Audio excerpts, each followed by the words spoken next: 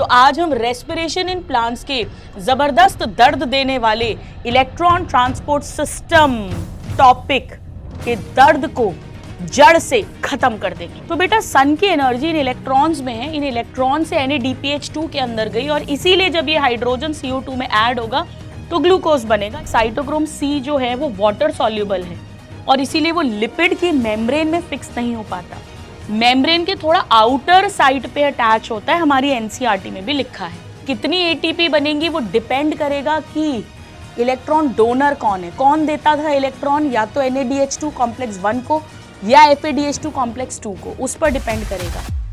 Hello मेरे सभी नादान परिंदों, कैसे आप लोग? I welcome you all in another lecture. तो आज हम पूरी क्लास 11th की बॉटनी की अगर मैं बात करूं तो उसका एक ऐसा टॉपिक डिस्कस करने वाले हैं जहां से रूटीन में कॉमनली नीट के अंदर क्वेश्चंस आते हैं और एक ऐसा टॉपिक जिससे काफी स्टूडेंट्स को थोड़ा सा डर लगता है। आज की क्लास में आपकी गुरु माँ का आपसे प्रॉमिस है, आपसे वादा है कि ये टॉपिक आपके लिए बहुत मजेदार, बहुत हंसता खेलता, बहुत ही इजी हो जाएगा और बहुत स्कोरिंग हो जाएगा। कमेंट्स में जब ये क्लास कंप्लीट हो जाएगी तो मुझे जरूर जरूर जरूर बताना कि कितने स्टूडेंट्स हैं जिन्हें इस टॉपिक से या तो डर लगता था या मुश्किल लगता था या कुछ कंफ्यूजन्स होते थे, बट आज के लेक्चर के बाद एकदम मस्त क्रिस्टल क्लियर आपको हो गया है। ये लेक्चर आप YT पर तो ऑफकोर्स सुन ही रहे हैं, इसके अलावा PW ऐप जो है फिजिक्स वाला ऐप, उस पर भी आप इसको अनइंटरप्टेड सुन सकते हैं। और रही बात नोट्स की, क्योंकि एक मेन क्वेश्चन YT पर जब भी हम कोई क्लास लेते हैं तो यही होता है कि नोट्स बनाएं या नहीं। देखिए आज हम रेस्पिरेशन इन प्लांट्स चैप्टर का टॉपिक ले रहे हैं और ये चैप्टर सभी का कंप्लीट हो चुका होगा, चाहे आप ऑनलाइन हो, ऑफलाइन हो, PW के स्टूडेंट हो, कहीं के भी स्टूडेंट हो, ये टॉपिक सब जगह एक बार हो चुका होगा। यानी आपने इसके नोट्स ऑलरेडी बना रखे होंगे। तो अगर आपको कुछ एडेड पॉइंट्स लगेंगे उनको आप नोट कर लेना, अदरवाइज अलग से दोबारा नोट्स बनाने की जरूरत नहीं है। उसको सुनो, उसको एंजॉय करो, उसको समझो और उसको अपनी मुट्ठी में करो आज मेरे साथ। नंबर 2, फिर भी अगर इसके नोट्स आपको चाहिए तो फिजिक्स वाला यानी PW ऐप अगर आपके पास है, होगा ही, नहीं है तो आप डाउनलोड कर सकते हैं और उसमें जब आप पेन किलर सीरीज सर्च में डालेंगे तो वहां पर आपको इस सीरीज के जितने भी लेक्चर्स हैं और उनके PDF नोट्स हैं वो एब्सोल्युटली फ्री ऑफ कॉस्ट मिल जाएंगे। आज की क्लास के भी आपको मिल जाएंगे। यही नहीं, ऐप पर आपको एक्स्ट्रा क्वेश्चंस भी मिल जाएंगे प्रैक्टिस के लिए। चलिए आइए शुरू करते हैं।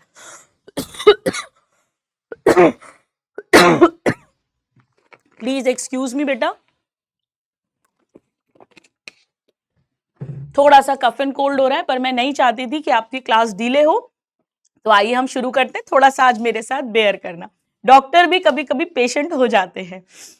जैसा कि सीरीज का नाम है पेन किलर सीरीज, तो आज हम रेस्पिरेशन इन प्लांट्स के जबरदस्त दर्द देने वाले इलेक्ट्रॉन ट्रांसपोर्ट सिस्टम टॉपिक के दर्द को जड़ से खत्म कर देंगे। एक बहुत इंपॉर्टेंट टॉपिक, एक बहुत painful topic, but it is going to be very very easy for you, I promise that. आइए स्टार्ट करते हैं। तो हमारी कोई भी क्लास कभी भी बिना आशीर्वाद के शुरू होती नहीं है, आज भी नहीं होगी। तो जरा सबके चेहरे पे स्माइल, आंखों में चमक, दिल में फुल पॉजिटिविटी। आइए उस स्टेथोस्कोप के नाम बेटा आशीर्वाद लेते हैं अपनी बायोलॉजी माता का, अपनी बायोलॉजी मैया का। बोलो बायोलॉजी मैया की जय हो। खूब खुशी खुशी पढ़ना है, प्रेम से पढ़ना है, आनंद से पढ़ना है, मोस्ट इंपॉर्टेंट रेगुलरली पढ़ना है। अगर आप पूछेंगे कि गुरु माँ इस समय पर आप हमें एक राय क्या दोगे, एक सीख क्या दोगे नीट क्लियर करने के लिए, तो मैं आपसे कहूंगी स्टिक टू द प्लान या study according to the plan and not according to your mood. Mood के हिसाब से पढ़ाई मत करिए, प्लान के हिसाब से पढ़ाई करिए। प्लानर बनाइए कि आज आपको कितना पढ़ना है और जितना पढ़ना है उतना पढ़ना ही है। पढ़ने का मन करे तो भी पढ़ना है और पढ़ने का मन ना करे तो भी पढ़ना है। एक प्रैक्टिसिंग डॉक्टर हूं तो बिना रियल लाइफ एग्जाम्पल दिए दिल है कि मानता नहीं। ये वैसी ही बात है जैसे अगर दवाई कड़वी है पर जरूरी है तो खानी ही है, इंजेक्शन पेनफुल है पर जरूरी है फॉर आवर गुड हेल्थ तो इंजेक्शन लगवाना ही पड़ेगा। ऐसे पढ़ना ही है। Please study according to the planner and not according to your mood. Mood तो अप डाउन होता रहेगा इस समय पर। चलिए आइए तो हम स्टार्ट करते हैं आज की क्लास को। अब बेटा इलेक्ट्रॉन ट्रांसपोर्ट सिस्टम और इसी के साथ हम ऑक्सीडेटिव फॉस्फोराइलेशन टॉपिक समझेंगे। पहले इस बात को समझो, माइटोकॉन्ड्रिया के अंदर ये स्टेप होगा एरोबिक रेस्पिरेशन का। आप पढ़ चुके हैं, आपकी क्लासेस हो चुकी हैं कि सबसे पहले सर ने पढ़ाया था, सबसे पहले ग्लाइकोलिसिस होगा जहां पर 1 ग्लूकोज से 2 पायरुविक एसिड्स मिलेंगे और 2 नेट एटीपी का गेन होगा। फिर ये पायरुविक एसिड माइटोकॉन्ड्रिया की दोनों मेम्ब्रेन्स को क्रॉस करके और मैट्रिक्स में आएंगे जहां पर क्रेब्स साइकिल होगी। क्रेब्स साइकिल के अंदर भी 2 पायरुविक एसिड है तो 2 क्रेब्स साइकिल होंगी जिनसे 2 एटीपी हमें रेडीमेड मिलेगी सबस्ट्रेट लेवल पर, बाकी हमें NADH2 और FADH2 मिलेंगे। वो जब इलेक्ट्रॉन ट्रांसपोर्ट सिस्टम में जाएंगे तो एटीपी देते हैं, ये आपने बार बार पढ़ा होगा। 1 NADH2 से 3 ATP, 1 FADH2 से 2 ATP। आज हम यही सीखेंगे कि ये जो NADH2 है, FADH2 है, इनसे ATP कैसे बनेगी। ये सब माइटोकॉन्ड्रिया में होगा, आइए समझिएगा। तो सपोज करो ये माइटोकॉन्ड्रिया की आउटर मेम्ब्रेन है, ये इनर मेम्ब्रेन है जिसपे इन फोल्डिंग्स क्रिस्टी है और उन पर F0 F1 पार्टिकल यानी ऑक्सीसोम्स है। जब ग्लाइकोलिसिस हुआ 1 ग्लूकोज से 2 NADH2 बने थे, वो भी अंदर जाएंगे और प्लस 2 पायरुविक एसिड भी अंदर गए, उनका लिंक रिएक्शन हुआ। टोटल मिलाकर अगर हम बात करें तो हमें 10 NADH2 2 FADH2 मिले हैं और हमें इनसे एटीपी बनवानी है। ये काम माइटोकॉन्ड्रिया की इनर मेम्ब्रेन में होगा। माइटोकॉन्ड्रिया की इनर मेम्ब्रेन, ये जो इनर मेम्ब्रेन है, सपोज मैं इतना पार्ट आपको एनलार्ज करके दिखाऊं तो इसमें इनर मेम्ब्रेन और आउटर मेम्ब्रेन, बेटा दोनों ही मेम्ब्रेन प्लाज्मा मेम्ब्रेन की तरह होंगी, यानी लिपिड की बाइलेयर, फॉस्फोलिपिड की और प्लस इंट्रिंसिक एक्सट्रिंसिक प्रोटीन। तो मान लीजिए कि ये पूरी आउटर मेम्ब्रेन है और ये पूरी इनर मेम्ब्रेन है जिसमें क्रिस्टी भी है और बीच में इंटर मेम्ब्रेन स्पेस होगी, यह मैट्रिक्स होगा। बेटा ये जो इनर माइटोकॉन्ड्रियल मेम्ब्रेन है इसमें इंट्रिंसिक प्रोटीन्स भी होंगे, हमें पता है, tunnel proteins, fully embedded proteins. इन्हीं में से कुछ प्रोटीन्स जो हैं वो इलेक्ट्रॉन को एक्सेप्ट और डोनेट कर सकते हैं। इसी इनर माइटोकॉन्ड्रियल मेम्ब्रेन में हमें ऐसे प्रोटीन्स मिलेंगे, इंट्रिंसिक प्रोटीन्स, जो इलेक्ट्रॉन को एक्सेप्ट और आगे डोनेट कर सकते हैं। इन्हें हम नाम देंगे कॉम्प्लेक्स 1 2 3 4। यह है इलेक्ट्रॉन ट्रांसपोर्ट चेन। और जो फिफ्थ वाला प्रोटीन है, फिफ्थ वाला प्रोटीन वो है F0 F1 पार्टिकल ऑक्सीजोम, जो एटीपी बनाएगा। तो टोटल मिलाकर हम कहेंगे इलेक्ट्रॉन ट्रांसपोर्ट सिस्टम। धीरे धीरे आज सब कुछ समझ में आएगा। मैंने आपसे ये बोला कि अगर ये इनर मेम्ब्रेन है तो इस पर ऐसे प्रोटीन्स हैं कॉम्प्लेक्स 1 2 3 4 जो इलेक्ट्रॉन्स को गेन और आगे फॉरवर्ड करेंगे, और जो फिफ्थ कॉम्प्लेक्स है F0 F1 पार्टिकल जो एक्चुअली एटीपी फॉर्म करेगा। ये सब कुछ इनर मेम्ब्रेन ऑफ माइटोकॉन्ड्रिया के इंट्रिंसिक प्रोटीन्स हैं।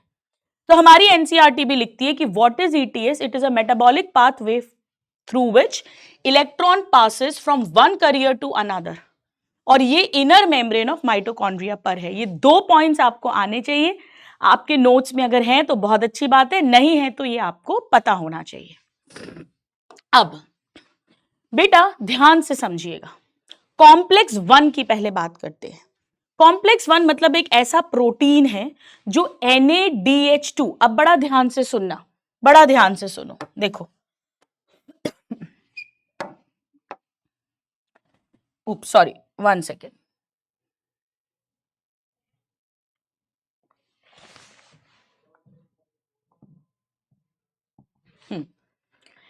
देखो NADH2 के अंदर बेसिकली क्या है? H2। H2 का मतलब 2 हाइड्रोजन एटम्स। 2 हाइड्रोजन एटम मतलब 2 इलेक्ट्रॉन और 2 प्रोटॉन। बेटा एक बात ध्यान से समझो, फोटोसिंथेसिस अगर आपने पढ़ा हो, मैं बिल्कुल कॉन्सेप्ट बेसिक से बता रही हूं।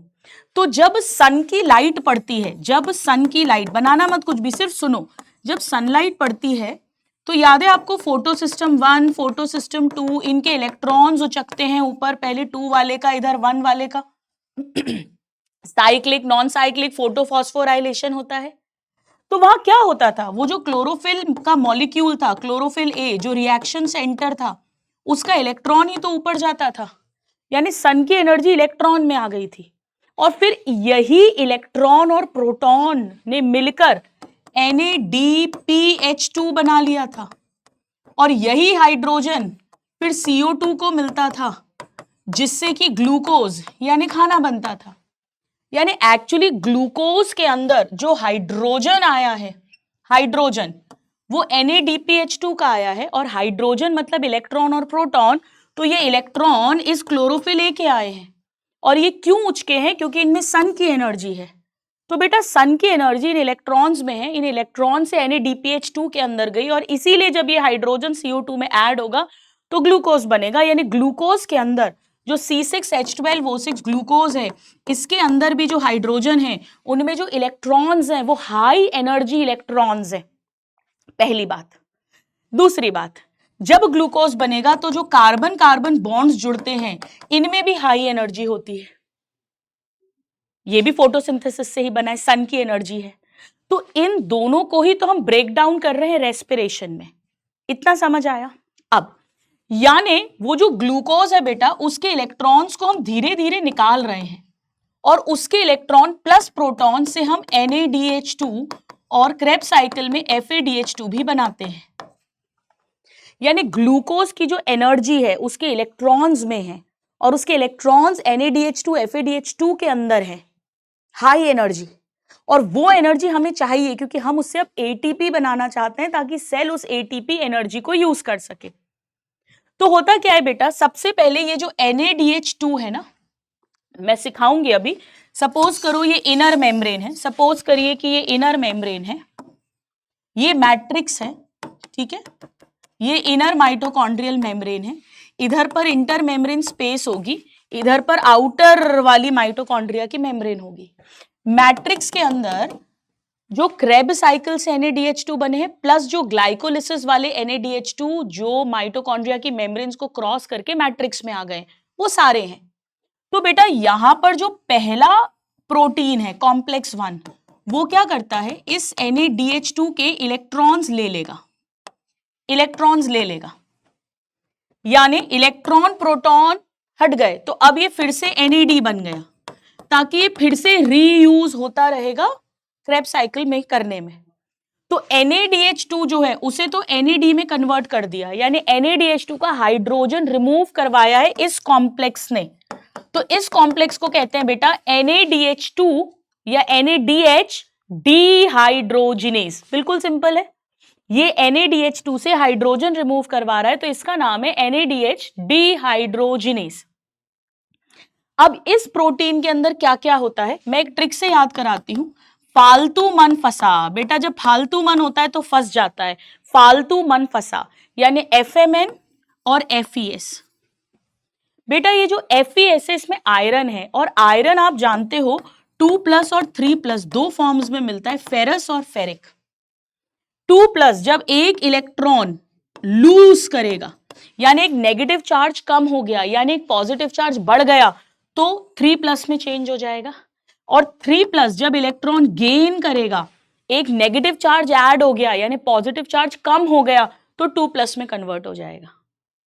लॉस ऑफ इलेक्ट्रॉन को ऑक्सीडेशन कहते हैं, और गेन ऑफ इलेक्ट्रॉन को रिडक्शन कहते हैं।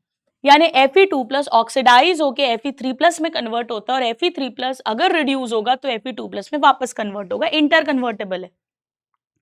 तो बेटा जब ये इलेक्ट्रॉन यहां आएगा, एक NADH2 के अंदर 2 हाइड्रोजन एटम है, मतलब 2 इलेक्ट्रॉन है, तो 2 इलेक्ट्रॉन्स आएंगे एक एक करके।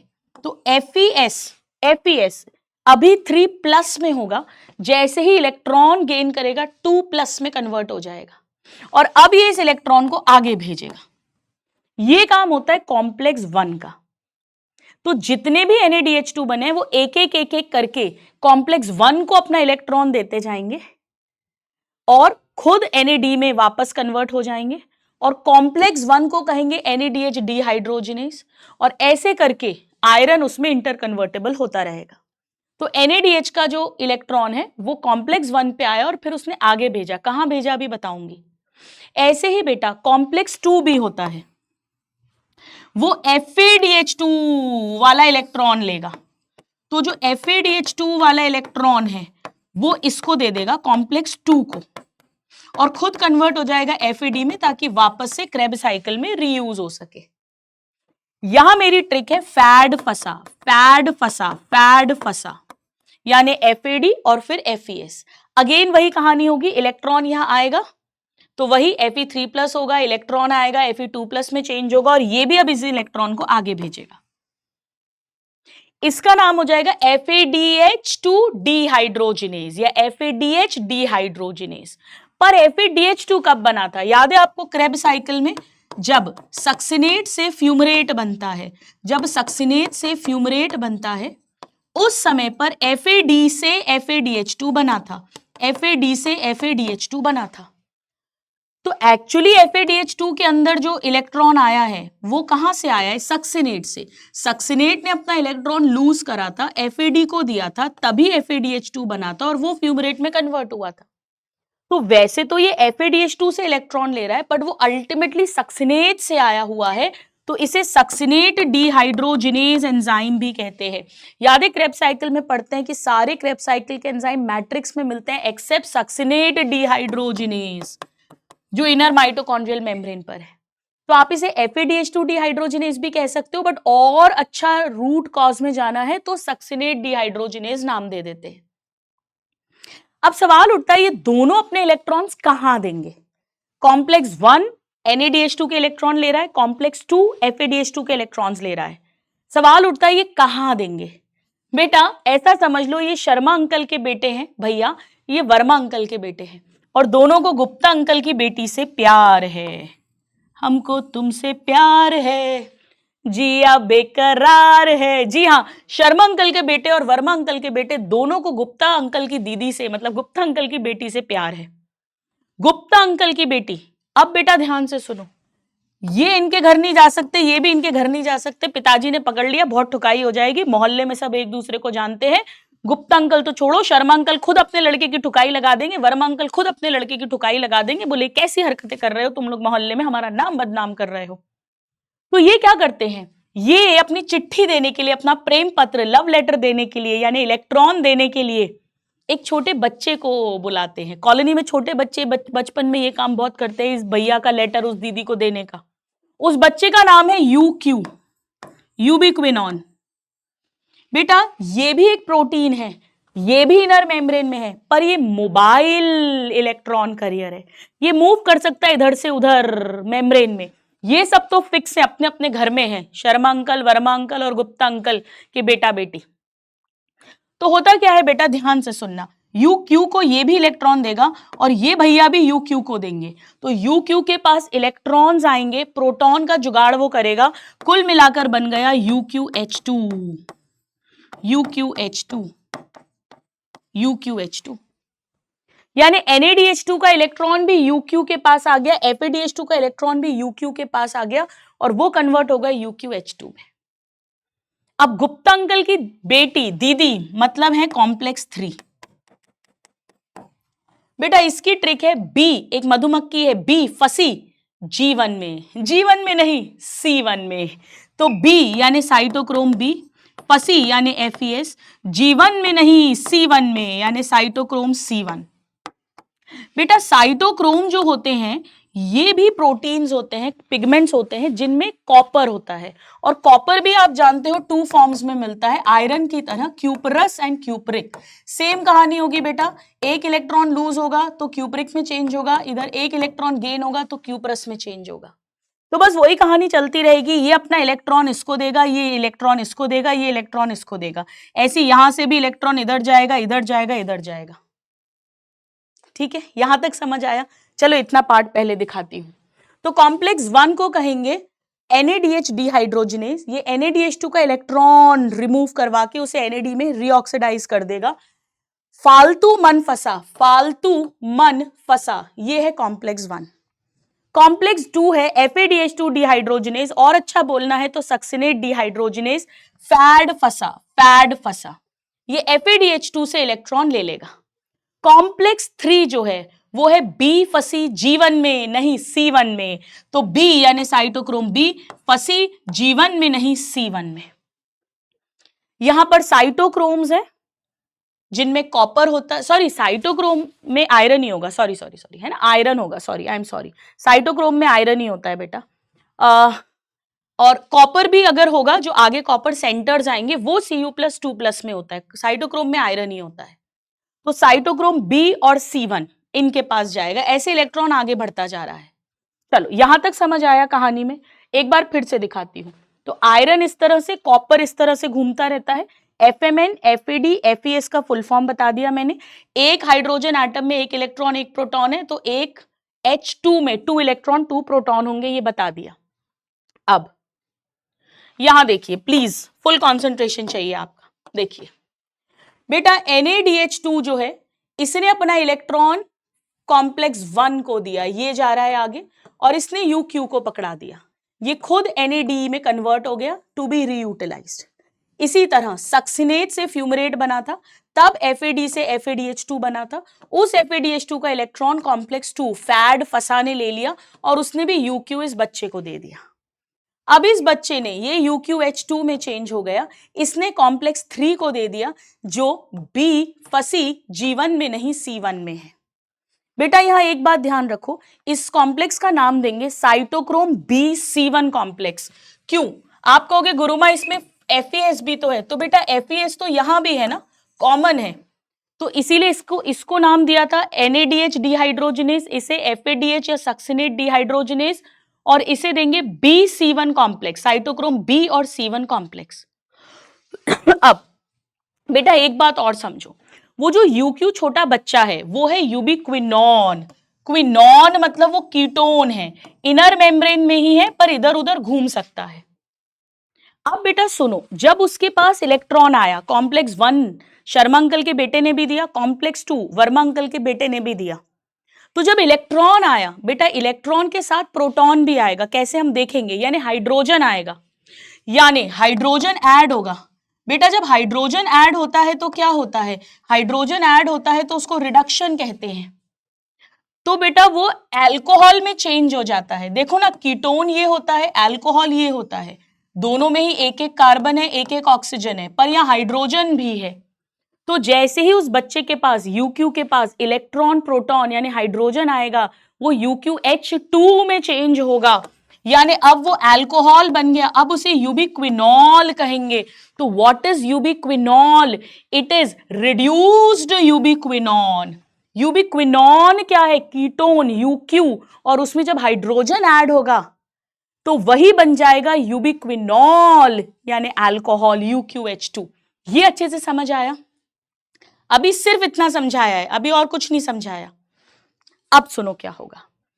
तो मैंने आपको कहानी यहां तक बताई कि कॉम्प्लेक्स 1 ने भी अपना इलेक्ट्रॉन कॉम्प्लेक्स 3 को दिया और कॉम्प्लेक्स 2 ने भी अपना इलेक्ट्रॉन कॉम्प्लेक्स 3 को दिया। अब कॉम्प्लेक्स 3 को ये इलेक्ट्रॉन कॉम्प्लेक्स 4 के पास पहुंचाना है, इधर है कॉम्प्लेक्स 4। अब बेटा कॉम्प्लेक्स 3 तो इधर है और कॉम्प्लेक्स 4 इधर है, तो इतनी दूर कैसे पहुंचाएंगे?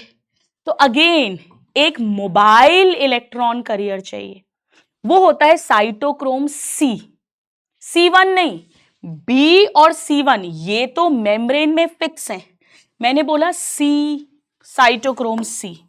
बेटा ये भी एक छोटा सा प्रोटीन है, इसमें भी वही आयरन है, Fe2+, Fe3+ में, ये C1 से इलेक्ट्रॉन यहां जाएगा और ये उस इलेक्ट्रॉन को लेके कॉम्प्लेक्स 4 के पास आ जाएगा, ये भी मोबाइल है। तो UQ भी मोबाइल है और साइटोक्रोम C भी मोबाइल है। एक्चुअली होता क्या है बेटा, साइटोक्रोम C जो है वो वाटर सॉल्युबल है और इसीलिए वो लिपिड की मेम्ब्रेन में फिक्स नहीं हो पाता, मेम्ब्रेन के थोड़ा आउटर साइड पे अटैच होता है, हमारी NCERT में भी लिखा है। अब वो कहां देगा बेटा, यहां पर होता है साइटोक्रोम A, साइटोक्रोम A3 और 2 कॉपर सेंटर्स होते हैं A और B। सिंपल सी बात है, साइटोक्रोम मतलब अगेन इनमें भी आयरन है, Fe2+, Fe3+, electron gain loose चलता रहेगा, और कॉपर सेंटर मतलब कॉपर है, वही Cu+, Cu2+, इलेक्ट्रॉन का गेन एंड लॉस चलता रहेगा। तो ये इलेक्ट्रॉन साइटोक्रोम A पर आएगा, फिर कॉपर सेंटर A, फिर कॉपर सेंटर B, फिर साइटोक्रोम A3 यहां तक पहुंच गया। बेटा ये जो साइटोक्रोम है ना B, C1, A और A3 ये लिपिड सॉल्युबल है, तो ये मेम्ब्रेन में फिक्स है, पर साइटोक्रोम C जो है ये मोबाइल इलेक्ट्रॉन कैरियर है। अब इस कॉम्प्लेक्स को क्या नाम दे? देखो इसे नाम दिया था B, C1 कॉम्प्लेक्स, तो उस हिसाब से इसे नाम दे देंगे साइटोक्रोम A3 कॉम्प्लेक्स, बिल्कुल सही है। पर इसका एक और नाम है, इसका नाम है साइटोक्रोम C ऑक्सीडेज कॉम्प्लेक्स। क्यों? ध्यान से सुनो बेटा, इस कॉम्प्लेक्स ने क्या किया है, साइटोक्रोम C से इलेक्ट्रॉन लिया, तो इसके पास तो इलेक्ट्रॉन आया, गेन ऑफ इलेक्ट्रॉन, यानी कॉम्प्लेक्स 4 का तो रिडक्शन हुआ, पर साइटोक्रोम C ने लूज करा इलेक्ट्रॉन, यानी साइटोक्रोम C का ऑक्सीडेशन हुआ। किसने ऑक्सीडेशन कराया? इसने, क्योंकि इसने ही तो खींचा है उसका इलेक्ट्रॉन। तो कॉम्प्लेक्स 4 ने साइटोक्रोम C का ऑक्सीडेशन करवाया, इसीलिए कॉम्प्लेक्स 4 को साइटोक्रोम C ऑक्सीडेज भी कहते हैं। आओ चलो इतना देखते हैं अपन। तो कॉम्प्लेक्स 4 है साइटोक्रोम A3 कॉम्प्लेक्स, जिसमें 2 कॉपर सेंटर्स भी हैं, इस तरह से जैसे मैंने आपको बना के बताए। और साइटोक्रोम C जो है ये भी मोबाइल इलेक्ट्रॉन कैरियर है, जो थर्ड को फोर्थ कॉम्प्लेक्स से कनेक्ट करेगा। ये इनर मेम्ब्रेन के अंदर नहीं है, उसके आउटर सरफेस पर है। यानी बेटा एक बात समझो, अगर मुझे समराइज करना है, यहां देखो, यहां देखो, मैं क्या कह सकती हूं कि NaDH2 का इलेक्ट्रॉन कॉम्प्लेक्स 1 पर आया, फिर UQ यूबिक्विनॉन पर आया, वो यूबिक्विनॉल बना और उसने कॉम्प्लेक्स 3 को दे दिया BC1 कॉम्प्लेक्स, और वहां से ये साइटोक्रोम C के पास आया और उसने इसे कॉम्प्लेक्स 4 के पास दे दिया, कॉम्प्लेक्स 4 के पास दे दिया। सेम इसी तरीके से जो FADH2 का इलेक्ट्रॉन है वो कॉम्प्लेक्स 2 के पास आया, फिर यूबिक्विनॉन के पास आया, फिर कॉम्प्लेक्स 3 के पास आया, साइटोक्रोम C के पास आया और कॉम्प्लेक्स 4 के पास आया। यानी अगर मुझे इसे थोड़ा अच्छे से दिखाना है तो मैं क्या कह सकती हूं, आपको बताती हूं। ये देखो आपके लिए बहुत इजी फ्लो चार्ट बना दिया। NaDH2 से भी इलेक्ट्रॉन 1 पे गया और FADH2 का इलेक्ट्रॉन 2 पे गया। दोनों ने ही बच्चे को चिट्ठी दी UQ को, वो UQH2 बना, उससे कॉम्प्लेक्स 3 पे गया, वहां से साइटोक्रोम C पे गया और उससे कॉम्प्लेक्स 4 पर गया। अभी मैंने सिर्फ इतना ही पढ़ाया है आपको। एक NaDH2 में 2 हाइड्रोजन एटम है, यानी 2 इलेक्ट्रॉन्स जाएंगे 1 बाय 1, और यहां पर भी ऐसे ही 2 इलेक्ट्रॉन्स जाएंगे 1 बाय 1। इतना समझ आया? अब इन चारों को मिलाकर इलेक्ट्रॉन ट्रांसपोर्ट चेन कहते हैं। अब सवाल उठता है कि इस इलेक्ट्रॉन का क्या होगा, इस इलेक्ट्रॉन का क्या होगा? बेटा ध्यान से सुनना, एक्चुअली ये इलेक्ट्रॉन कौन मंगवा रहा है? मेन गुंडा, एक सबसे बड़ा गुंडा है बेटा, उस गुंडे का नाम है oxygen. Oxygen is the driving force. Oxygen वो मेन विलेन है जो छिपा हुआ रहता है, कभी कभी वो कमिश्नर होता है पर वो एक्चुअली गुंडा होता है। उसने अपने गुंडों को भेजा था NAD, FAD, और उनको कहा था ग्लूकोज के इलेक्ट्रॉन्स खींच खींच के लाओ। तो NAD और FAD टाइम पर ग्लूकोज या उसके जो जो पार्ट्स बनते जाएंगे मॉलिक्यूल्स, उनसे इलेक्ट्रॉन खींचते जाते हैं और NADH2 FADH2 में कन्वर्ट होते जाते हैं, और अल्टीमेटली उन्हें अपने बिग बॉस ऑक्सीजन को ही ये इलेक्ट्रॉन देने हैं। तो अब ये इलेक्ट्रॉन जो है, अगर एक NADH2 की बात करें तो 2 इलेक्ट्रॉन्स होंगे, वो घूमते घूमते यहां आ गए। यहां गुंडा वेट कर रहा है, ऑक्सीजन मॉलिक्यूल आधा, 2 इलेक्ट्रॉन है, 2 प्रोटॉन, वो कहता है मैं खुद जुगाड़ कर लूंगा। बेटा 2 प्रोटॉन और 2 इलेक्ट्रॉन मतलब 2 हाइड्रोजन एटम और आधा ऑक्सीजन मॉलिक्यूल, ये बन गया पानी। तो ये बन गया, ऐसे करके बन जाता है पानी, मेटाबॉलिक वाटर। कॉम्प्लेक्स 4 के बाद अभी ATP नहीं बनी, अभी कॉम्प्लेक्स 5 का रोल नहीं आया, ये केवल इलेक्ट्रॉन ट्रांसपोर्ट चेन की बात चल रही है। बेटा खुद अक्ल लगाओ, अगर एक NaDH2 से हाइड्रोजन रिमूव करोगे तो कितने पानी बनेंगे? बेटा एक NaDH2 मतलब 2 हाइड्रोजन एटम, यानी 2 इलेक्ट्रॉन 2 प्रोटॉन, और 2 इलेक्ट्रॉन से 2 प्रोटॉन जब जुड़ेंगे तो यहां भी तो H2 और O बन रहा है, तो एक NaDH2 के ऑक्सीडेशन से एक पानी बनता है। अगर क्वेश्चन आए 10 NaDH2 तो 10 पानी बना देना, 20 NaDH2 तो 20 पानी बना देना। सेम ऐसे ही बेटा FADH2 में भी 2 हाइड्रोजन एटम हैं, यानी यहां से भी 2 इलेक्ट्रॉन आएंगे, यानी एक FADH2 से भी 2 पानी बनेंगे। आए मजे आ रहे? देखो पानी कैसे बनता है, 2 इलेक्ट्रॉन 2 प्रोटॉन यानी 2 हाइड्रोजन एटम और हाफ ऑक्सीजन मॉलिक्यूल बोलो या 1 ऑक्सीजन एटम बोलो, इससे पानी बनता है। तो सिंपल सी बात है, बिल्कुल सिंपल सी बात है कि एक NaDH2 और एक FADH2 दोनों से 2-2 इलेक्ट्रॉन निकलेंगे, तो 2 इलेक्ट्रॉन 2 प्रोटॉन और एक ऑक्सीजन एटम मतलब एक एक पानी बनेगा। तो बेटा अब एक बात ध्यान से समझो, अगर कभी क्वेश्चन आए कि 10 NaDH2 रीऑक्सीडाइज हो रहे कितने पानी बनेंगे, 20। 25 FADH2 रीऑक्सीडाइज हो रहे कितने पानी बनेंगे, 25। और इलेक्ट्रॉन्स कितने होंगे, 50, डबल कर देना। तो कॉम्प्लेक्स 4 के बाद जाकर फिर पानी बन जाता है, मेटाबॉलिक वाटर। हम कह रहे हैं एरोबिक रेस्पिरेशन। ऑक्सीजन का रोल कहां आया बेटा, लास्ट स्टेज में आया, लास्ट स्टेज में। ग्लाइकोलिसिस में ऑक्सीजन का रोल नहीं था, लिंक रिएक्शन में नहीं था, क्रेब्स साइकिल में नहीं था, यहां पर भी आखिरी में जाकर मेन गुंडे का काम आया।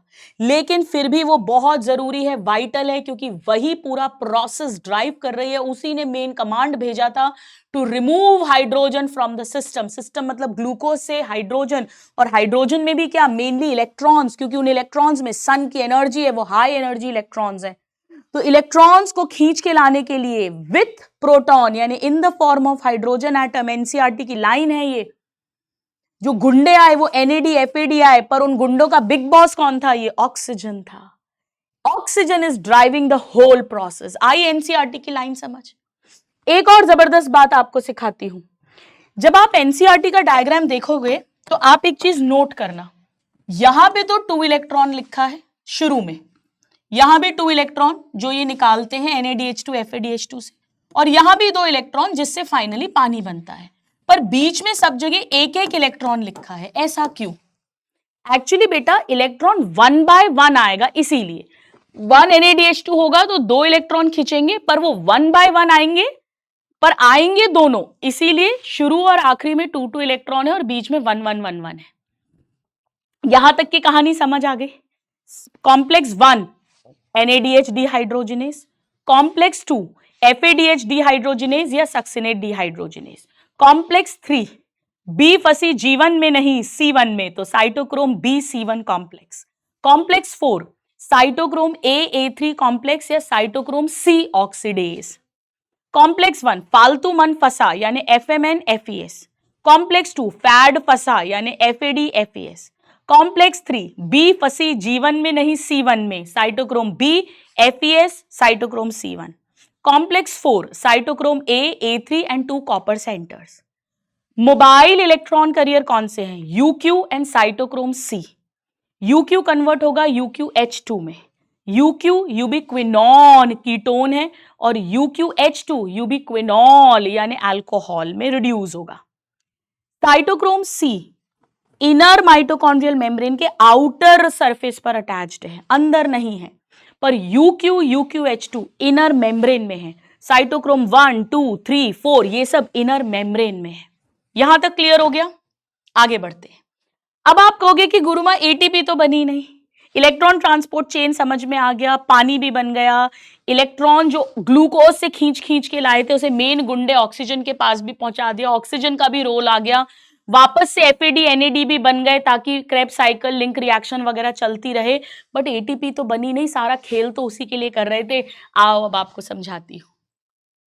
बेटा ये जो कॉम्प्लेक्स 1, 3 एंड 4, 2 का नाम नहीं लिया मैंने, कॉम्प्लेक्स 1, 3 एंड 4 है, ये प्रोटॉन के पंप्स भी हैं। अब पंप का मतलब क्या होता है, जो किसी भी मॉलिक्यूल को लो टू हाई कॉन्सेंट्रेशन लेके जाए, लो टू हाई, जहां कम है वहां से ज्यादा की तरफ खींचे, ये प्रोटॉन पंप्स है। यानी प्रोटॉन यानी H+ को उसके लो से हाई की तरफ लेके जाएंगे। बेटा प्रोटॉन्स मैट्रिक्स में कम होते हैं और इंटर मेम्ब्रेन स्पेस में ज्यादा होते हैं, यानी कॉम्प्लेक्स 1, कॉम्प्लेक्स 3 और कॉम्प्लेक्स 4 ये मैट्रिक्स से इंटर मेम्ब्रेन स्पेस की तरफ पंप करते हैं प्रोटॉन्स को। कॉम्प्लेक्स 1 4 प्रोटॉन पंप कर सकता है, कॉम्प्लेक्स 3 4 प्रोटॉन पंप कर सकता है, कॉम्प्लेक्स 4 भी 4 प्रोटॉन पंप कर सकता था, लेकिन 2 प्रोटॉन तो ऑक्सीजन ने यूज कर लिया पानी बनाने के लिए। याद है ना, इलेक्ट्रॉन तो NADH2 या FADH2 से आए हैं, पर प्रोटॉन ये वही है जो ये पंप कर रहा था, इसने 2 यहां यूज कर लिए, ऑक्सीजन के साथ मिलकर पानी बना दिया। यानी अब ये कितने पंप कर पाएगा? 2 ही पंप कर पाएगा। तो कॉम्प्लेक्स 1 और कॉम्प्लेक्स 3 4 प्रोटॉन्स पंप करते हैं, पर कॉम्प्लेक्स 4 केवल 2 प्रोटॉन पंप करता है, क्योंकि 2 प्रोटॉन वाटर बनाने में उसने यूज कर लिए। इतना समझ में आया? अब बेटा यहां प्रोटॉन बहुत ज्यादा है, यहां प्रोटॉन बहुत ज्यादा है, यहां प्रोटॉन बहुत ज्यादा है। हर मॉलिक्यूल इक्विलिब्रियम में आना चाहता है, तो ये प्रोटॉन्स भी इक्विलिब्रियम में आना चाहते हैं, यानी ये प्रोटॉन्स भी हाई टू लो भागेंगे, डिफ्यूजन, सिंपल डिफ्यूजन करेंगे, यानी ये कोशिश करेंगे कि हम वापस मैट्रिक्स की तरफ जाएं। पर प्रॉब्लम ये है कि बीच में ये मेम्ब्रेन है बेटा, और ये मेम्ब्रेन जो है ये लिपिड की बनी हुई है, और प्रोटॉन जो है वो एक पोलर मॉलिक्यूल है, तो ये डायरेक्टली लिपिड बाइलेयर को क्रॉस नहीं कर सकता है, इसे किसी प्रोटीन का हेल्प लेना पड़ेगा। पढ़ा है या नहीं? फैसिलिटेटेड डिफ्यूजन करना पड़ेगा, प्रोटीन की हेल्प लेनी पड़ेगी। जाएगा तो हाई कॉन्सेंट्रेशन से लो कॉन्सेंट्रेशन की तरफ। एटीपी की जरूरत नहीं है, पैसिव ट्रांसपोर्ट है, पर प्रोटीन की जरूरत पड़ेगी। वो प्रोटीन है कॉम्प्लेक्स 5, वो प्रोटीन है कॉम्प्लेक्स 5। यहां बहुत प्रोटॉन है, प्लस चार्ज ज्यादा है, यहां कंपैरेटिवली कम है। यहां हाई प्रोटॉन है, यहां लो प्रोटॉन है, पर बीच में प्रोटीन की जरूरत पड़ेगी। इस प्रोटीन का एक पार्ट जो मेम्ब्रेन के अंदर एम्बेडेड है, इसे F0 बोलते हैं, और एक जो मैट्रिक्स की तरफ सर हेड जैसा निकला, इसे हेड पीस कहते हैं, F1 कहते हैं। तो ये प्रोटॉन्स जो है ये सारे यहां वापस भागने की कोशिश करेंगे। अब बेटा ये प्रोटीन भी तो कुछ रिश्वत लेगा, हर कोई अपने फायदे के लिए ही तो जी रहा है। तो ये प्रोटीन कहेगा देखो मैं तुम्हें रास्ता पार करवा दूंगा, मैं तुम्हें बॉर्डर पार करवा दूंगा, मैं तुम्हें इंटर मेम्ब्रेन स्पेस से वापस मैट्रिक्स में पहुंचा दूंगा, पर मुझे भी कुछ पैसा चाहिए, एनर्जी चाहिए। प्रोटॉन बोलेंगे हमारे पास कहां है पैसा, वो बोलेंगे तुम्हारे पास तो बहुत पैसा है, बहुत एनर्जी है। क्यों? तुम तो पंप होकर आए हो, और पंपिंग में तो एनर्जी लगी होगी, लो टू हाई, तुम पे बहुत एनर्जी है। यानी ये जो प्रोटॉन पंप होके आए बेटा, इन पे भी एनर्जी है, काफी एनर्जी है। तो ये प्रोटॉन्स अपनी एनर्जी इस F0 F1 को देंगे, और उस एनर्जी का यूज कर कर ये पर्टिकुलरली जो F1 है वो ADP यानी डाइफॉस्फेट में एक और फॉस्फेट ऐड करेगा। बेटा फॉस्फेट फॉस्फेट सिमिलर है, रिपेल करते हैं, उन्हें जोड़ने के लिए बहुत एनर्जी चाहिए। इन प्रोटॉन्स की एनर्जी को यूज करेगा और ADP में फॉस्फेट जोड़कर ATP बनाएगा। इसीलिए कॉम्प्लेक्स 5 को या तो F0 F1 पार्टिकल कहते हैं या ATP सिंथेज कहते हैं। पर्टिकुलरली ये करेगा F1, बट ओवरऑल बात करेंगे तो F0 F1 यानी कॉम्प्लेक्स 5 करेगा। 4 प्रोटॉन जब पास होंगे 4, तो 1 ATP बनती है। 4 प्रोटॉन्स के पास होने से 1 ATP बनती है। आओ चलो पहले इस बात को यहां पे मैंने लिख दिया है आपके लिए, देखो ध्यान से। कॉम्प्लेक्स 1 और 3 4 प्रोटॉन पंप करते हैं, और कॉम्प्लेक्स 4 2 ही प्रोटॉन पंप करता है, क्योंकि 2 उसने यूज कर लिए वाटर बनाने में।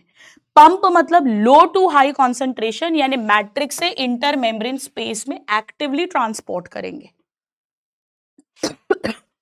अच्छा, फाइनल इलेक्ट्रॉन एक्सेप्टर कौन है ये बताओ? फाइनल इलेक्ट्रॉन एक्सेप्टर, इलेक्ट्रॉन किसके पास गया था फाइनली? मेन गुंडे के पास, ऑक्सीजन के पास।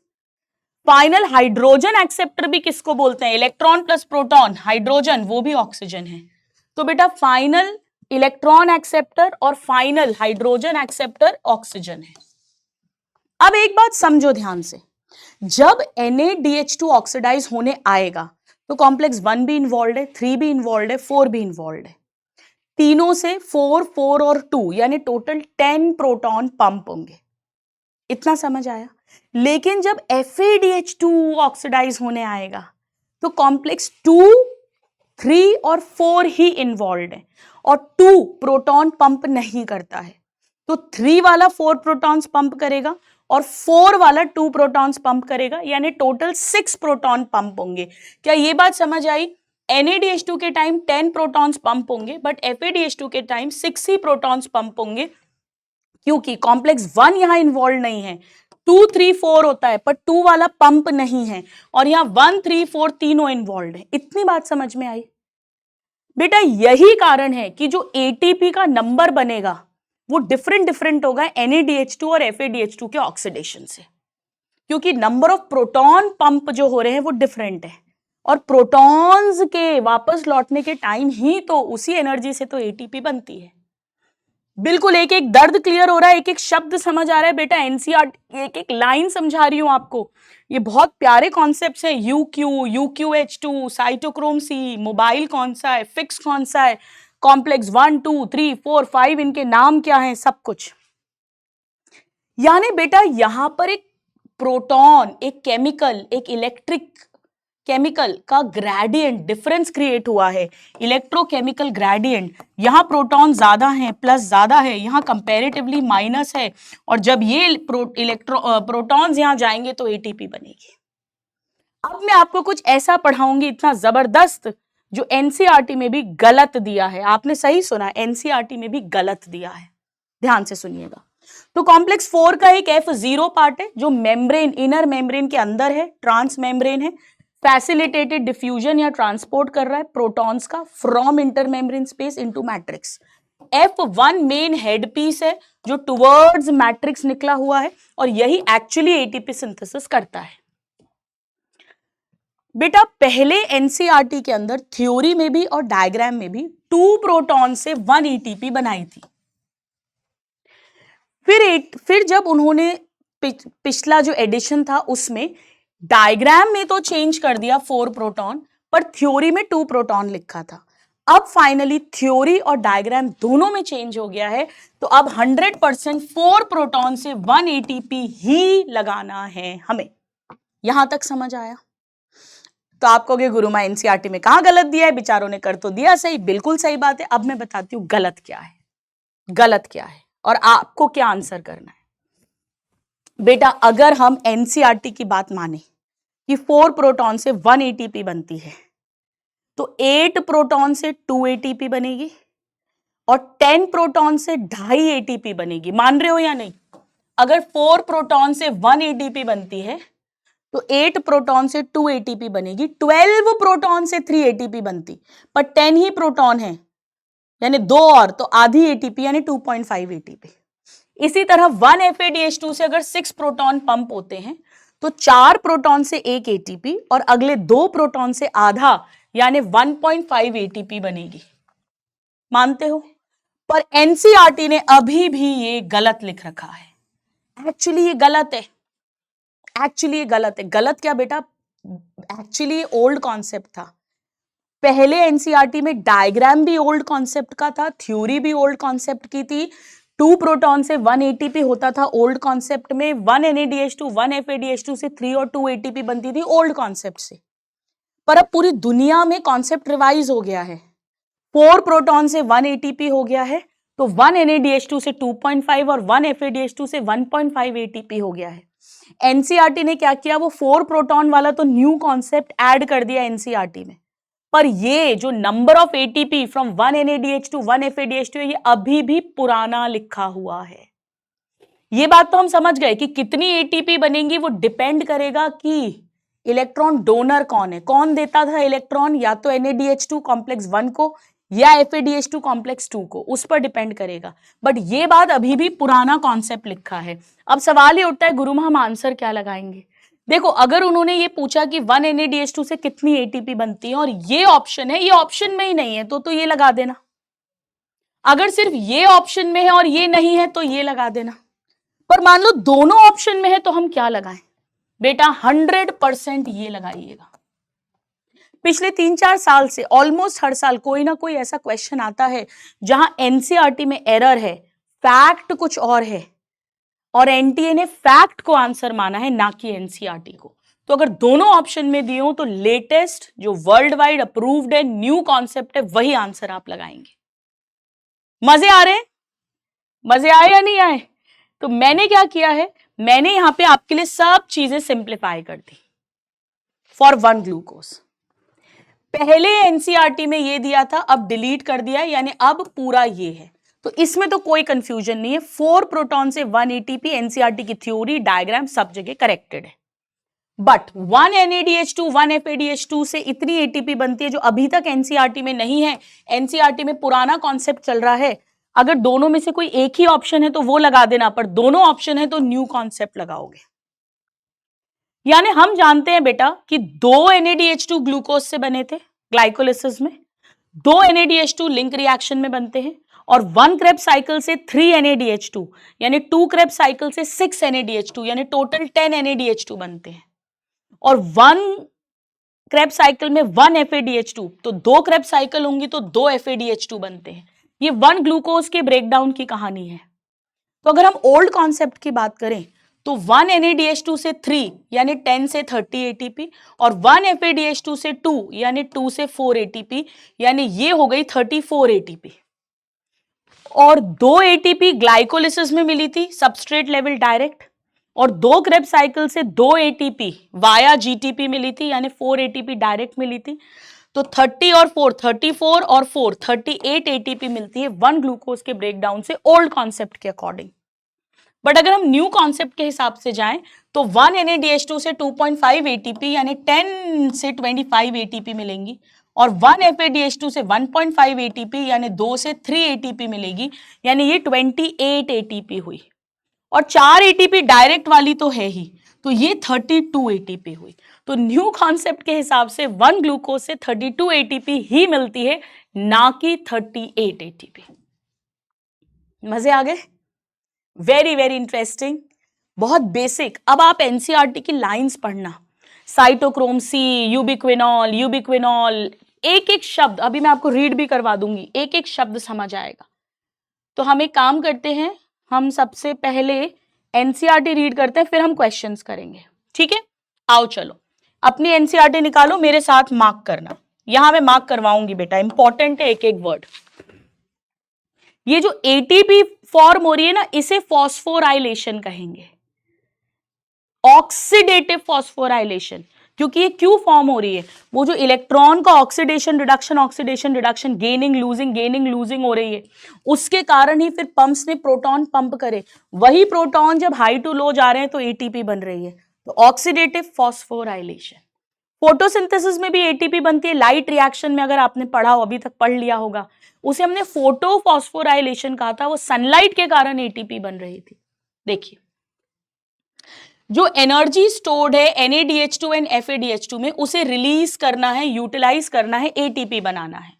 ये कब होगा? When they are oxidized, यानी इलेक्ट्रॉन्स रिमूव करे जाएंगे थ्रू इलेक्ट्रॉन ट्रांसपोर्ट सिस्टम, और ये इलेक्ट्रॉन्स पास करे जाएंगे ऑक्सीजन को, जिससे फॉर्मेशन होगा वाटर का। वही जो 4th कॉम्प्लेक्स ने ऑक्सीजन को इलेक्ट्रॉन देकर पानी बनवाया था। Metabolic pathway through which the electron passes from one carrier to another is called electron transport system, and it is present in inner mitochondrial membrane. Full concentration, mark करो। Electrons from NADH या NADH2 जो कहाँ produce हुआ है? Matrix में during citric acid cycle यानी Krebs cycle, और plus वो वाले NADH2 भी जो ग्लाइकोलिसिस में फॉर्म होकर अंदर आए हैं। दे आर ऑक्सीडाइज्ड, ऑक्सीडाइज मतलब इनके इलेक्ट्रॉन्स रिमूव कर लिए जाएंगे बाय NADH डिहाइड्रोजिनेज यानी कॉम्प्लेक्स 1, और अब इन इलेक्ट्रॉन्स को ट्रांसफर करेंगे यूबिक्विनॉन, क्विनॉन यानी UQ कीटोन, जो लोकेटेड है with inside the inner membrane of mitochondria. Ubiquinone also received reducing equivalent मतलब electrons via FADH2 which is complex 2। तो FADH2 से कॉम्प्लेक्स 2 ने खींचे, उसने भी UQ को दिए।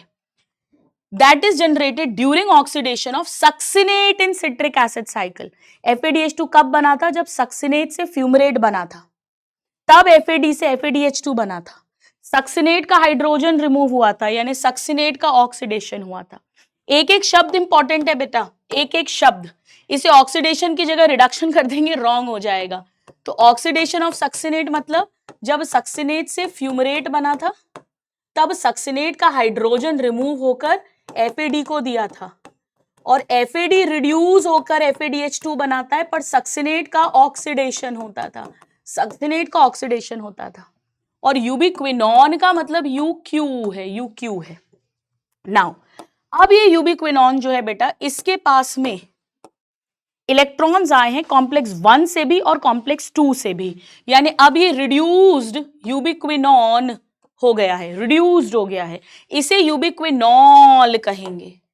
जब ये रिड्यूस हो गया तो इसे यूबिक्विनॉल अल्कोहल कहेंगे। नाउ ये ऑक्सीडाइज हो जाएगा और ये ट्रांसफर करेगा electrons to cytochrome C via BC1 complex. Via मतलब यही तो हो रहा था, UQH2 जो है ये कॉम्प्लेक्स 3 को दे रहा था और कॉम्प्लेक्स 3 से ये साइटोक्रोम C पे जा रहे थे। कॉम्प्लेक्स 3 मतलब साइटोक्रोम B फंसी G1 में नहीं C1 में। तो यही तो हुआ था, कॉम्प्लेक्स 1 से और कॉम्प्लेक्स 2 से UQ के पास आया, UQ बना UQH2 और UQH2 ने कॉम्प्लेक्स 3 को दिया और कॉम्प्लेक्स 3 से साइटोक्रोम C पे गया। तो इन्होंने क्या लिखा है कि UQH2 साइटोक्रोम C को देगा वाया कॉम्प्लेक्स 3 और ये इलेक्ट्रॉन लूज कर रहा है बेटा, यानी इसका ऑक्सीडेशन हो रहा है, इसका ऑक्सीडेशन हो रहा है। मजे आ रहे हैं? चलिए आगे बढ़ते हैं। साइटोक्रोम C भी एक छोटा सा प्रोटीन है जो इनर मेम्ब्रेन के आउटर सरफेस पर अटैच्ड है, ये अंदर एम्बेडेड नहीं है। ये भी मोबाइल इलेक्ट्रॉन करियर है बिटवीन 3 एंड 4, क्योंकि इसके बाद 4 के पास इलेक्ट्रॉन आ जाएंगे। कॉम्प्लेक्स 4 को साइटोक्रोम C ऑक्सीडेज भी कहते हैं। इसमें साइटोक्रोम A3 और 2 कॉपर सेंटर्स होते हैं। नाउ जब इलेक्ट्रॉन पास करेंगे वन करियर से अनदर, यानी 1 से 4, 1 से 4 मतलब NADH2 के केस में 1 से 3, 3 से 4 और FADH2 के केस में 2 से 3, 3 से 4। They are coupled to ATP synthesis. ATP synthase कौन है? कॉम्प्लेक्स 5 क्या प्रोड्यूस करेगा? ATP triphosphate. किससे करेगा? ADP यानी diphosphate and inorganic phosphate. Number of ATP depend करेगा इलेक्ट्रॉन डोनर कौन है, यानी FADH2 या NADH2। 1 molecule of NADH2 3 ATP देता है, ओल्ड कॉन्सेप्ट, न्यू के हिसाब से 2.5, और 1 मॉलिक्यूल ऑफ FADH2 2 ATP देता है, ओल्ड कॉन्सेप्ट, न्यू के हिसाब से 1.5। एरोबिक प्रोसेस जो है it takes place only in the presence of oxygen. हालांकि ऑक्सीजन का रोल लास्ट स्टेज में आता है, पर इंपॉर्टेंट है बेटा, अगर ऑक्सीजन ही नहीं होती तो ये पूरा प्रोसेस स्टार्ट ही नहीं होता। NAD FAD गुंडे भेजे ही नहीं जाते, उनसे NADH2 FADH2 बनता ही नहीं, ग्लूकोज के इलेक्ट्रॉन्स रिमूव ही नहीं हो पाते, ये सब प्रोसेस ही नहीं हो पाता। So oxygen is the final electron acceptor, final hydrogen acceptor. Photophosphorylation जो क्लोरोप्लास्ट में होता है, लाइट रिएक्शन, फोटोसिंथेसिस, वहां पर लाइट एनर्जी यूज होती है प्रोटॉन का ग्रेडियंट क्रिएट करने के लिए, पर रेस्पिरेशन में ये जो ऑक्सीडेशन रिडक्शन की एनर्जी है उसको यूज करके प्रोटॉन को पंप किया गया है, इसीलिए इसे बोलते हैं ऑक्सीडेटिव फॉस्फोराइलेशन। फिर इसके बाद केमी ऑस्मोटिक हाइपोथेसिस से ATP सिंथेसिस होगा, जो मैंने आपको बताई। बेटा क्लोरोप्लास्ट लाइट रिएक्शन याद करो, वहां केमी ऑस्मोसिस में क्या था, थाइलाकॉइड के ल्यूमन में हाई प्रोटॉन था, वो स्ट्रोमा की तरफ जाते हैं, तब CF0 CF1 पार्टिकल से निकलते हैं और तब ATP बनती है। यहां वो inter membrane space high concentration से मैट्रिक्स लो कॉन्सेंट्रेशन की तरफ जाएंगे, तब F0 F1 पार्टिकल के थ्रू पास होंगे और F1 ATP बनाएगा। So the energy released during electron transport system is utilized in synthesizing ATP with the help of ATP synthase complex 5। इसके दो पार्ट्स हैं, F1 और F0। F1 हेड पीस है, peripheral है, यहीं पर ATP बनेगी फ्रॉम ADP इनऑर्गेनिक फॉस्फेट, जबकि F0 इंटीग्रल अंदर धसा हुआ प्रोटीन है, ये चैनल बनाएगा जिसके थ्रू प्रोटॉन्स अक्रॉस मेम्ब्रेन जाएंगे। अक्रॉस मेम्ब्रेन मतलब from inter membrane space into matrix. बेटा चैनल, इसे करियर लिख दे तो रॉन्ग हो जाएगा, करियर एक्टिव ट्रांसपोर्ट करने वाले को बोलते हैं, चैनल पैसिव ट्रांसपोर्ट करने वाले को। ये जो पैसेज ऑफ प्रोटॉन है चैनल के through, this is coupled with F1 for production of ATP. ये न्यू एनसीईआरटी में थ्योरी में भी चेंज कर दिया है कि 4 प्रोटॉन जब पास होंगे तब जाकर 1 एटीपी फॉर्म होती है। From intermembrane space into matrix down the proton gradient, मतलब हाई टू लो, इसे अप द प्रोटॉन ग्रेडियंट कर देंगे, रॉन्ग हो जाएगा। एक एक शब्द समझा रही हूं आपको। ये बेटा एनसीईआरटी का डायग्राम है और यहां पर ऑलरेडी चेंज भी कर दिया गया है। इसे एनसीईआरटी ने क्लियरली अब 4 प्रोटॉन लिख दिया है। तो ये आउटर साइड है यानी इंटर, देखो ये तो मेम्ब्रेन है, दिस इज द मेम्ब्रेन, ये इंटर मेम्ब्रेन स्पेस है, इधर मैट्रिक्स है, इधर F0 F1 पार्टिकल है। जब 4 प्रोटॉन्स निकलेंगे high to low concentration matrix की तरफ, तो F1 उस एनर्जी को यूज करके एडीपी में फॉस्फेट जोड़कर 1 एटीपी फॉर्म करेगा। मजे आ गए? आओ एनसीईआरटी का ये डायग्राम भी दिखाती हूं आपको। ये देखिए बेटा, ये काफी पहले डिफरेंट डायग्राम था। देखो ये मैट्रिक्स है, इधर इनर मेम्ब्रेन है, इधर इंटर मेम्ब्रेन स्पेस है। स्पेस में देखो 4 प्रोटॉन कॉम्प्लेक्स 1, 4 प्रोटॉन कॉम्प्लेक्स 3 और 2 प्रोटॉन कॉम्प्लेक्स 4 भेजता है। और ये प्रोटॉन यहां भागेंगे, ये भाग रहे हैं, यहां प्लस ज्यादा है हाई, यहां माइनस है, ये F0 है, ये F1 है, एक्चुअल एटीपी सिंथेस। 4 प्रोटॉन से 1 एटीपी फॉर्म होगी। कॉम्प्लेक्स 1 है NADH डिहाइड्रोजिनेस, कॉम्प्लेक्स 3 है साइटोक्रोम BC1, कॉम्प्लेक्स 2 है सक्सिनेट डिहाइड्रोजिनेस, कॉम्प्लेक्स 4 है साइटोक्रोम C ऑक्सीडेज। इस 2 कॉपर सेंटर्स हैं और साइटोक्रोम A3 है। इसमें फैड फंसा, इसमें B फंसी G1 में नहीं C1 में, इसमें फालतू मन फंसा। ये UQ, इससे बनेगा UQH2 और यहां पर भी UQ और उससे बनेगा UQH2। तो 1 भी 3 को देता है और 2 भी 3 को देता है। वो बच्चे का नाम है UQ जो बन जाता है UQH2। और इन दोनों से ही फाइनली ये जो इलेक्ट्रॉन्स आ रहे हैं ये साइटोक्रोम C के पास आएंगे, C। और साइटोक्रोम C भी मोबाइल है पर इनर मेम्ब्रेन में अंदर नहीं बनाया, इनको अंदर बनाया है। देखो इनको outer surface of inner membrane, और फिर ये इसको देगा कॉपर सेंटर ए को। मजे आए? चलिए, तो with this we complete a very very important and interesting topic. आइए अब हम कुछ क्वेश्चंस कर लेते हैं। क्वेश्चंस करने का तरीका वही रहेगा कि आप लोग अपने मोबाइल में 30 सेकेंड्स का टाइमर लगाओ और फिर क्वेश्चन को ट्राई करो। करिए। Please excuse me dear students. Respiratory pathway कैसा है? देखो बेटा, ये फर्स्ट लेक्चर में पढ़ते हैं कि कैटाबॉलिक तो है पर इसके बीच बीच के मटेरियल से कुछ कुछ मॉलिक्यूल का सिंथेसिस भी करते हैं, यानी amphibolic is a better word. चलिए next question. All enzymes of TCA यानी Krebs cycle are located in mitochondrial matrix except 1 जो मेम्ब्रेन में है। आज सीखा कॉम्प्लेक्स 2 की बात हो रही है, succinate dehydrogenase. Next, how many ATP are released when NADH and FADH molecule get oxidised? बेटा अगर हम एनसीईआरटी के अकॉर्डिंग जाएं तो इससे 3 और इससे 2। ये भी ध्यान रखना, उल्टा नहीं लगा सकते हो आप, पहले ये पूछा है फिर ये, तो पहले ये फिर ये आएगा। ओल्ड कॉन्सेप्ट, न्यू के हिसाब से 2.5 1.5। नेक्स्ट, केमी ऑस्मोसिस हाइपोथेसिस पीटर मिस्चेल ने दी थी, ये फोटोसिंथेसिस में एनसीईआरटी में दिया है। ये क्या एक्सप्लेन करता है? ATP synthesis. चलिए नेक्स्ट, एक साइंटिस्ट है जिन्होंने साइनाइड केमिकल डाल दिया। बेटा एक्चुअली ये जो कॉम्प्लेक्सेस है ना, इनके कुछ केमिकल्स इनहिबिटर्स भी होते हैं। जैसे साइनाइड कॉम्प्लेक्स 5 का इनहिबिटर है, तो जैसे ही अपन सुनते हैं ना किसी ने साइनाइड जरा सा भी चाटा, टिप पे भी रखा, तुरंत डेथ होती है क्योंकि ATP सिंथेसिस सडनली स्टॉप हो जाता है, सडनली स्टॉप। तो ऐसा कुछ नहीं होता है, transport of substance suddenly stop हो जाएगा। और कैसा ट्रांसपोर्ट होगा बेटा? वो जो प्रोटॉन्स पास हो रहे थे। चलो इसको मैं हटाती हूँ, आपके लेवल पर अब पूछेंगे नहीं, काफी साल से अब इनहिबिटर्स पे क्वेश्चन आया नहीं, आप तो ये करो। ऑक्सीडेटिव फॉस्फोराइलेशन, बेटा फॉस्फोराइलेशन का मतलब एटीपी फॉर्म होती है, एटीपी, एटीपी, एडीपी फॉर्म नहीं होती, ध्यान रखना, एडीपी के साथ फॉस्फेट जुड़कर एटीपी बनती है, और एनारोबिकली नहीं बनती बेटा, एरोबिकली ही बनती है। सिट्रिक एसिड साइकिल की बात नहीं हो रही है, ये केमियोस्मोसिस से, कॉम्प्लेक्स 5 F0 F1 और उसमें भी F1 बनाता है।